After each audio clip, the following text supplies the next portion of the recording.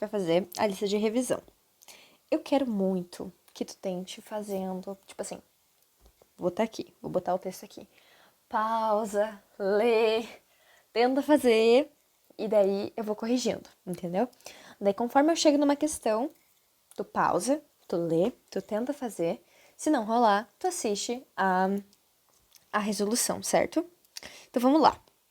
Aqui temos 10 questões e o senhor falou que elas estão basicamente bem distribuídas do modo como a prova de português vai estar. Aqui tem 10 questões, então eu suponho que vão ter 5 questões do livro que está na prova. Mas o senhor falou que as questões do livro são extremamente rasas, que a gente consegue fazer apenas com um videozinho do YouTube. Então depois a gente vê o videozinho no YouTube para resumir o livro, ok? Então vamos lá. Leia o texto a seguir. Deixa eu botar aqui meu marca-texto. Leia o texto a seguir para responder as questões 1 a 5. Texto 1.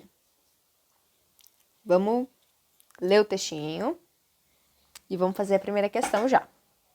Pausa aí e vê. Eu vou começar. A desigualdade social é uma das grandes marcas do Brasil. A desigualdade social é uma grande marca do Brasil. Historicamente, populações negras, indígenas e periféricas foram marginalizadas, recebendo menos acesso à educação, saúde e oportunidades de trabalho. Mesmo com políticas públicas recentes, como as cotas raciais, a exclusão ainda persiste. As estatísticas mostram que a maioria das pessoas em situação de pobreza no país pertence a esses grupos. Essa realidade reflete não apenas a herança escravocrata, mas também é um sistema que perpetua privilégios e nega direitos.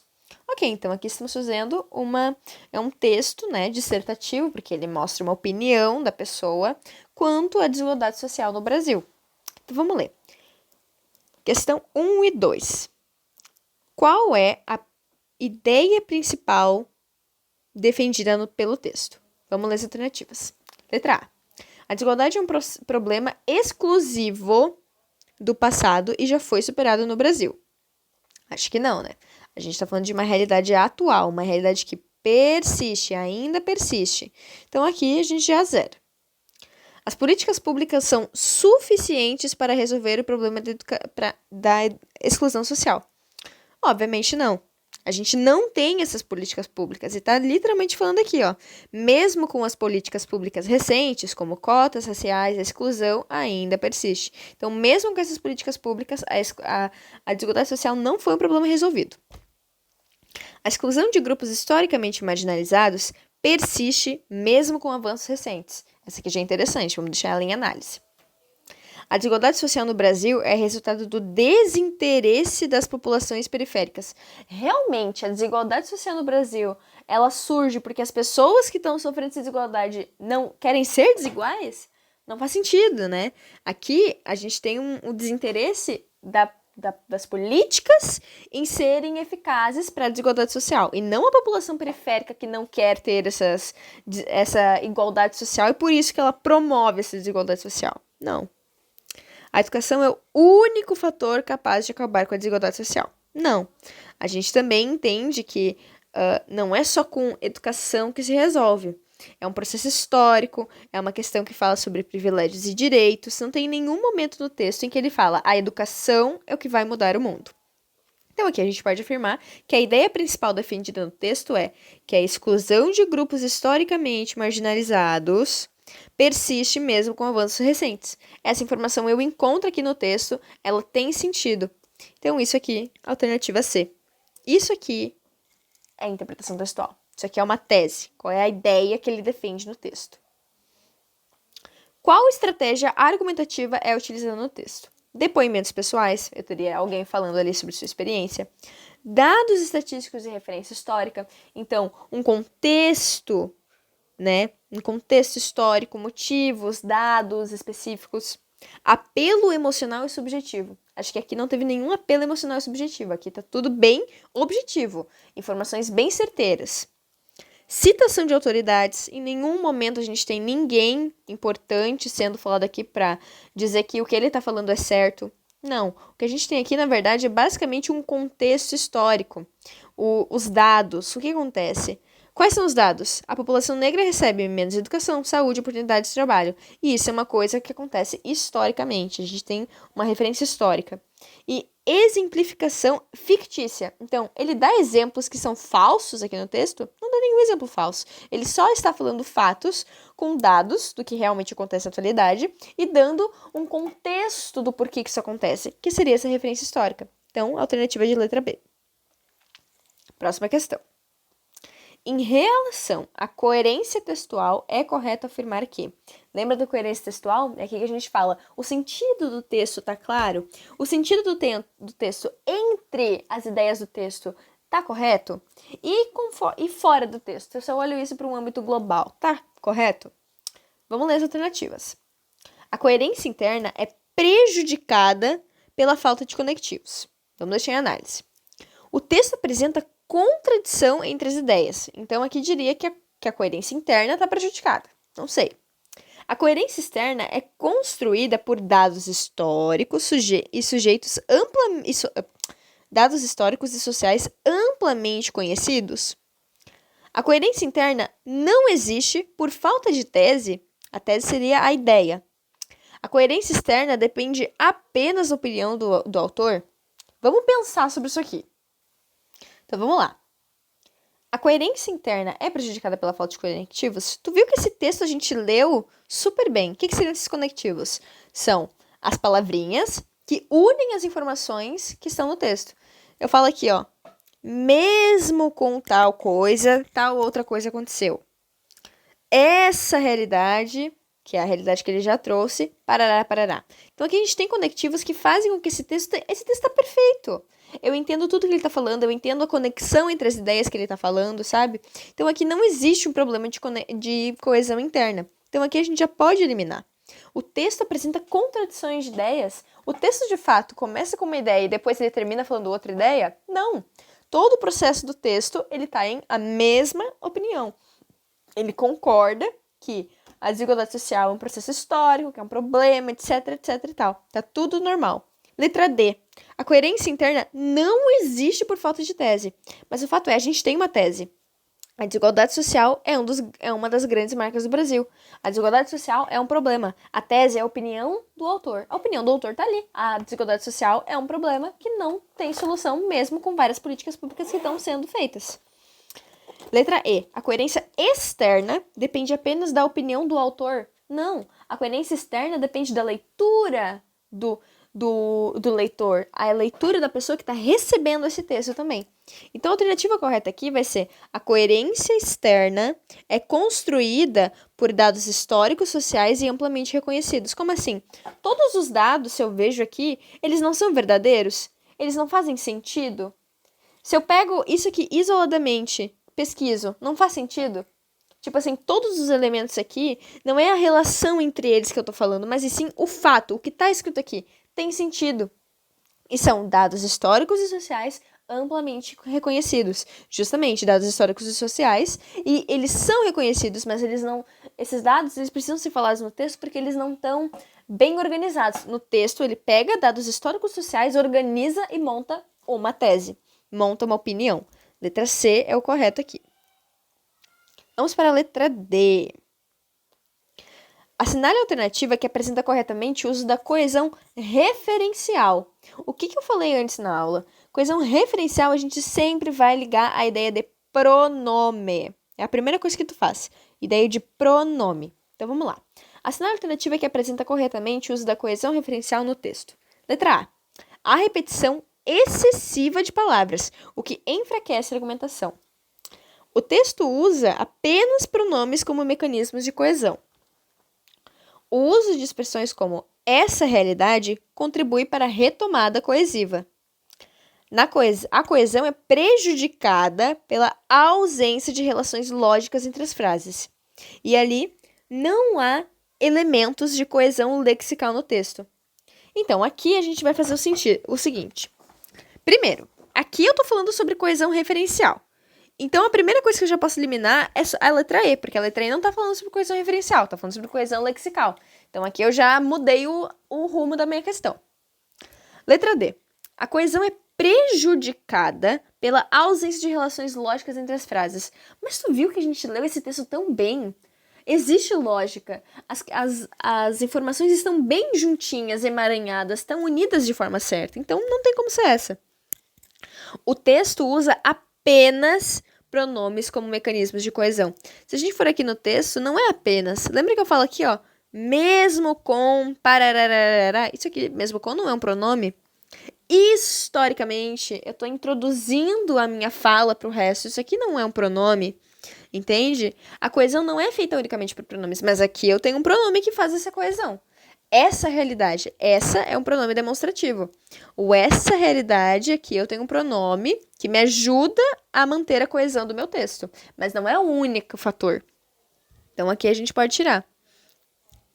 E letra A repetição excessiva de palavras, o que enfraquece a argumentação. Novamente, não há repetição excessiva de palavras. Aqui o texto está muito bem escrito, está muito bem coeso. Então, as informações, se elas se repetem com sinônimos, elas se repetem com alteração das palavras. Então, letra 4, gabarito letra C. Número 4, gabarito letra C. O uso de expressões como essa realidade contribui para a retomada coesiva, e não é qualquer retomada coesiva, é a retomada coesiva referencial, que é isso que a questão me quer. Nenhuma outra alternativa, o mais errado que ela seja, mas o problema principal das outras alternativas é que elas não falam sobre pronomes no referencial. Essa aqui até fala, mas ela restringe unicamente aos pronomes, e não é só isso, ok? Letra 5. A expressão essa realidade, ó, que a gente estava falando, essa realidade funciona como? É um pronome pessoal com função coesiva. Lembra dos pronomes pessoais? Pessoal é de pessoa, que pode substituir por uma pessoa. Eu, tu, ele, nananana. Conjunção explicativa. Eu alguma vez na vida falei contigo sobre conjunção explicativa? Nunca falei. Tchau. Aqui, ó, o pronome pessoal com função coesiva. Se eu, tu, ele é pronome pessoal, essa não é um pronome pessoal. Certo? Letra C. Pronome demonstrativo com função referencial. Quais são os pronomes demonstrativos? Esse, essa, isso, aquilo. Tá dentro, por enquanto. Adjetivo que qualifica a exclusão social? Não, essa não é um adjetivo, essa é um pronome. Advérbio de lugar com função coesiva? Não é um advérbio, é um pronome. Daí eu vou avaliar as minhas alternativas sob pronomes e vou ver que a única que faz sentido é a letra C, que é um pronome demonstrativo com função referencial. Por que função referencial? Eu pego esse essa e ele faz referência a uma informação anterior. Ok? 6.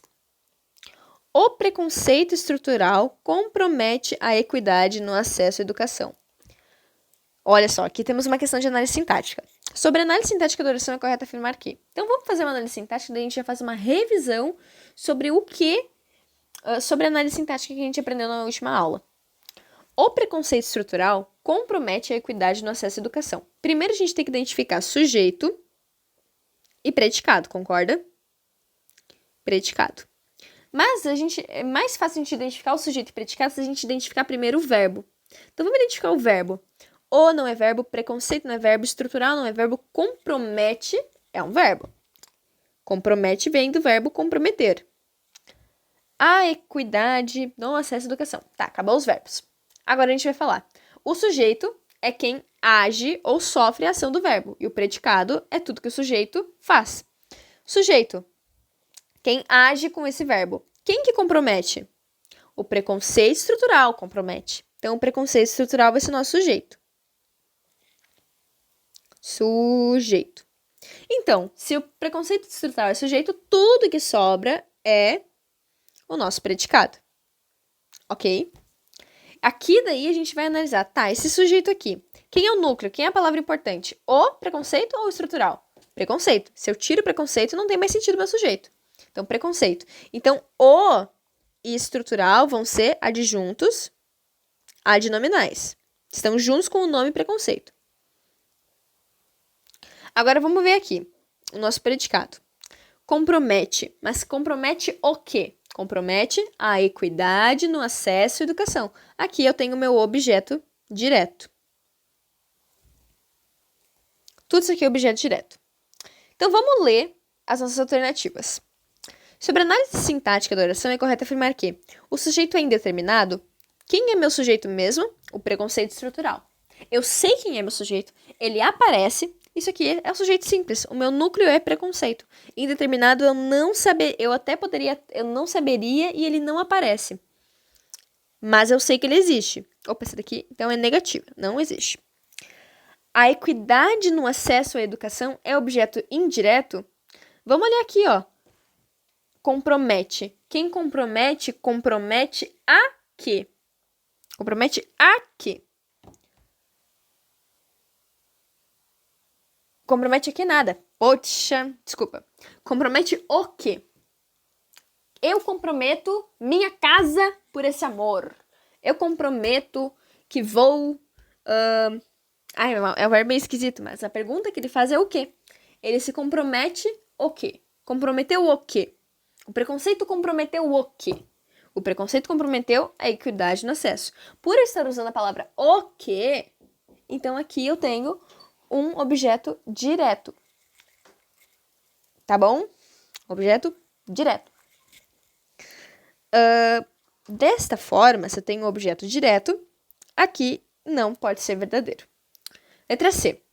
O verbo compromete é intransitivo. Se eu falo, o preconceito estrutural compromete, ponto final, faz algum sentido? Não faz. O verbo compromete precisa de um complemento para ter sentido. Letra D. O preconceito estrutural é sujeito. E a equidade, blá blá blá, é objeto direto. Certíssimo. É exatamente a análise que a gente fez. O preconceito estrutural é o sujeito. Compromete a equidade no acesso à educação é todo o meu predicado.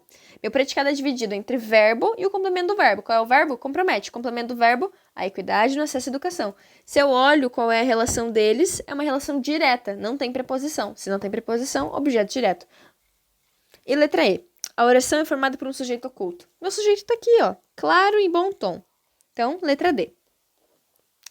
7. Essa aqui a gente fez juntos, né? Assinale a alternativa em que há 2 advérbios. Lembra que advérbio é uma classe de palavras.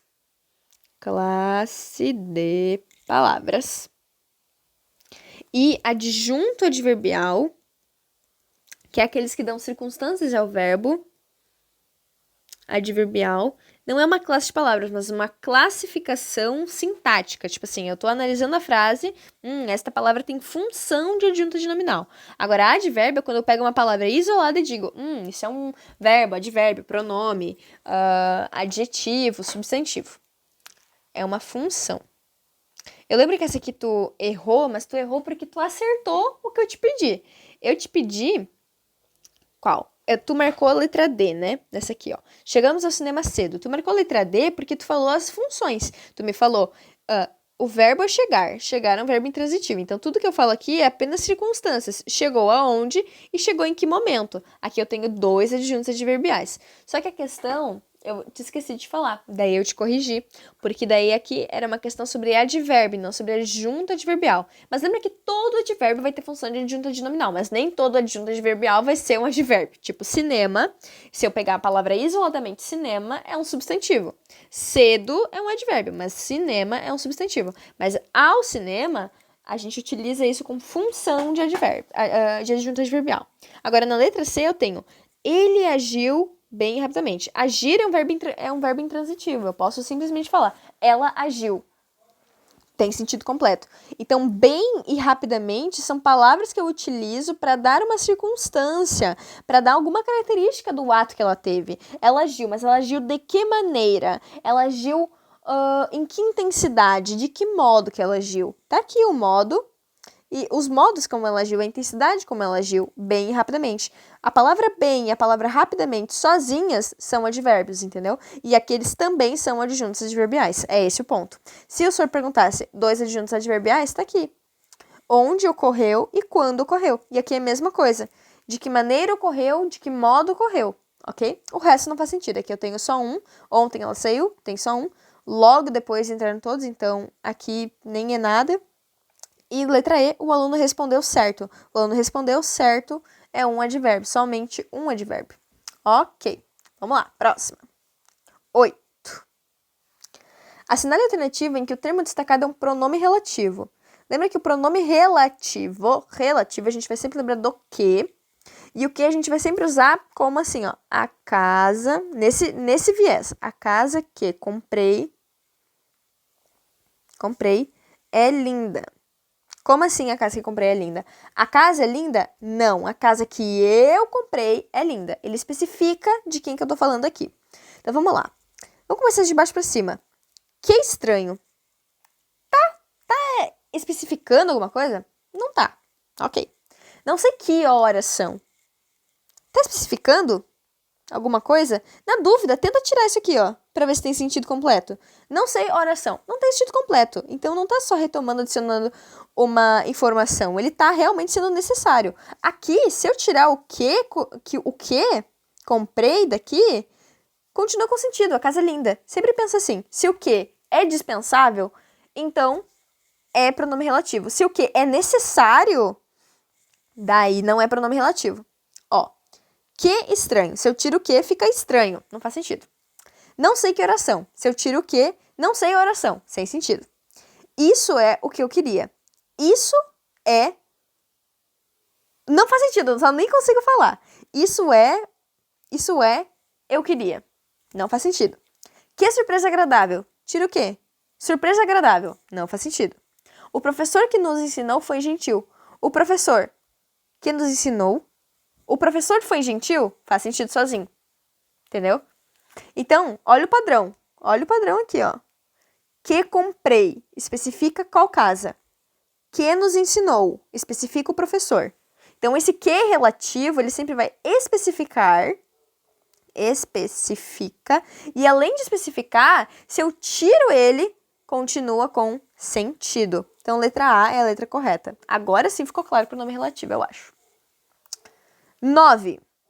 Assinar a alternativa em que a palavra destacada é um complemento nominal. Lembra que complemento nominal? Complemento nominal é quando eu tenho um verbo, daí esse verbo ele tem um complemento verbal, né? Que pode ser o objeto direto ou indireto. Complemento verbal. Mas esse complemento verbal, ele não tem sentido completo sozinho. Então, ele precisa de um complemento também. Complemento. Eu vou ter sujeito, verbo, complemento e complemento do complemento, basicamente. Essa é a estrutura do complemento nominal. Ó, por exemplo, se eu falo eu tenho medo de escuro. Tá aqui minha estrutura. Eu tenho um sujeito, eu. Tenho um verbo, tenho. Complemento verbal, que complementa o meu verbo, medo. Eu tenho medo. Só que se eu falo eu tenho medo, não tem sentido completo, porque medo é uma coisa muito abstrata, pode ter medo de várias coisas. Então, eu tenho medo de escuro. Então, a gente vai avaliar aqui. Geralmente, o complemento nominal vai ser sobre medo, tá? Então, vamos lá. Letra E. Falou com segurança. Não seguiu o padrão. O falou é um verbo intransitivo, então isso aqui é simplesmente um adjunto adverbial. Sentir dor de cabeça. De cabeça não é, tipo assim, a dor, tipo, sentir dor não é algo que eu preciso especificar a dor, entendeu? Sentir dor é dor.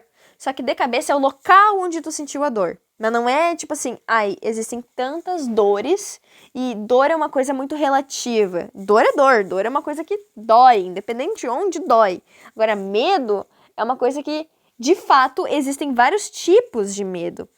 Não considera, tipo assim, ai, vários tipos de dor. Eu tenho dor de cabeça, dor de braço, dor de dente. Isso não é o tipo, é onde essa dor está sendo aplicada, ok? Então, aqui, isso aqui fica basicamente com um predicativo do objeto, mas foda-se, ignora.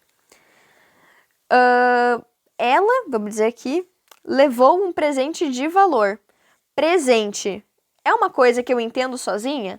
É uma coisa que eu entendo sozinha. Tem sentido completo sozinho. O de valor é simplesmente para dar mais uma característica. O complemento nominal, ele precisa existir para o complemento do verbo ter sentido. Mas aqui, ó, ela levou um presente, já tem sentido. O de valor simplesmente dá uma característica a mais. Quando eu falo que eu tenho medo de altura, eu não tô dando só uma característica a mais, estou dando a característica que é necessária para eu entender o que está sendo falado. Letra B. Conseguiu a vaga de estágio. Quando eu falo conseguiu a vaga, eu já entendo. Esse aqui eu estou especificando, mas não é como se existisse vários tipos de vaga que daí eu preciso definir. Não, ele tá dando só uma característica a mais sobre a vaga. Agora, tinha medo de altura? Medo é uma palavra... e vaga ainda é uma palavra concreta. Medo é uma palavra subjetiva, abstrata. Eu tenho vários tipos de medo, que se eu falo eu tenho medo, não tem sentido. A menos que eu tenha falado no meu contexto que medo é esse, não tem sentido sozinho. Preciso de um complemento. E 10. Vamos aqui. A charge abaixo. Vamos lá. Avisa o povo aí de cima de que nossa herança maldita não cabe mais debaixo do tapete. Ó a herança brasileira. Vamos ver o que tá cabendo debaixo do tapete. Encarceramento em massa, racismo, violência de gênero, desigualdade social. Tudo isso debaixo do tapete do Brasil. Pergunta. A crítica presente na charge se refere ao quê? O que eu tô criticando? Letra A. A valorização dos professores do sistema atual. Em que momento que eu falei sobre professor nessa desgraça dessa charge? Nenhum momento. Tchau. A agilidade com que denúncias são resolvidas. Em que momento que eu falo sobre um problema ser resolvido? Não. A omissão é esconder, institucional diante dos problemas sociais. Interessante, porque aqui eu tô omitindo problemas sociais que existem dentro do Brasil. A eficácia das políticas públicas recentes. Nem a pau. Se tivesse eficácia, isso aqui não existia mais. A justiça feita em casos de discriminação. Não, também. Tanto que os casos de discriminação são extremamente recorrentes porque eles estão debaixo do tapete do Brasil. Eles são esquecidos, omitidos. Então, letra correta, letra C. A omissão institucional diante dos problemas sociais. Eu tô literalmente pegando os problemas sociais que existem, botando eles para debaixo do tapete e não falando a respeito deles. Ok. Essa foi a revisão. Agora, eu vou basicamente pegar as questões do livro, que eu acho que tem chances de cair na prova, e é isso. Lembra que vai cair mais questão de análise sintática, a gente fez várias análises sintáticas aqui, vou te mandar mais algumas, vou te mandar um resumo pronto pra tu poder ler, entendeu?